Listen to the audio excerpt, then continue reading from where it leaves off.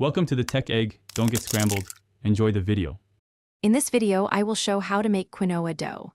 Start by rinsing and cooking 1 cup quinoa with 2 cups water until translucent, then cool slightly. Pulse quinoa in a blender with a pinch of salt and 1 egg or flax binder until it forms a sticky mass. Transfer to a floured surface, knead gently, and add up to 1 tablespoon oil for elasticity before shaping into a ball ready to rest.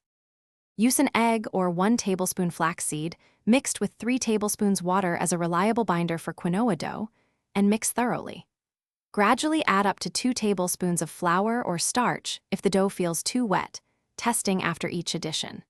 Knead gently for a few minutes until smooth, then let the dough rest for 15 to 30 minutes covered to hydrate and firm, making it easier to roll and shape for baking or frying.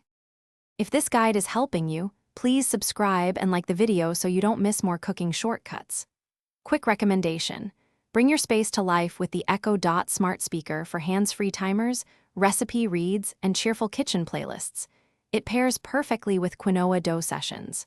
Check the description for the link and other deals. Grab one if it helps you cook smarter, and now let's get back to the video.